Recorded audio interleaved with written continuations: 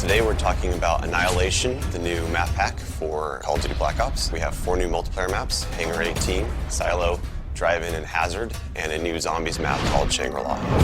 Hangar 18 is based in the highly controversial Area 51, and it has a lot of Easter eggs that play up the conspiracy theory aspect. Hangar 18 is a medium-sized map. It has a pretty classic multiplayer gameplay structure. All the paths lead through and around the hangar. It kind of caters for all game types. You've got your close quarters going through the hangar. You've also got some sniper points as well. Strategically, you want to hold down the hangar.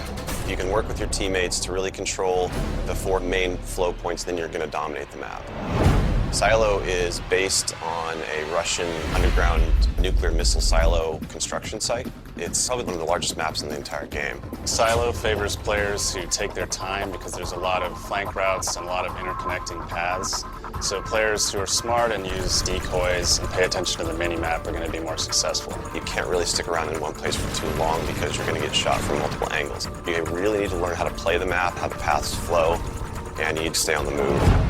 Nuketown was a really hugely successful and popular map with Black Ops, and we wanted to do another map in the DLC that kind of emulates that style of gameplay. Drive-In's a fairly small map, but it does have a variation of battles. You've got the wide open area in the middle, the actual Drive-In itself, but then you do have close quarter battles down the side. So Hazard was inspired by one of our World at War maps called Cliffside, but it's a complete reimagining of it. We've actually turned it into a golf course. It's a great level. Hazard is probably one of the only maps in the game that focuses almost exclusively on long-distance engagements, and the long-range snipers and LMG gunners and assault rifle guys are going to have an advantage. You're definitely going to want to avoid the fairway if you're not a sniper and stick to the edges of the map where there's some more intense choke points and medium-range engagements.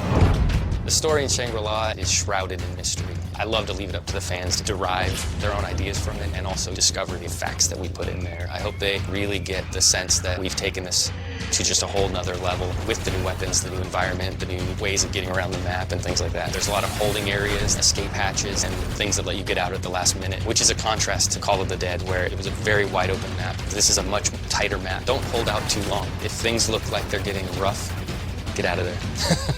It's time to go. With Annihilation, we had a goal that we really wanted to push the visuals in all the maps. Each map feels very unique from one another. They feel like the kind of maps that you just want to spend a lot of time in. Annihilation hits Xbox Live Marketplace on June 28th.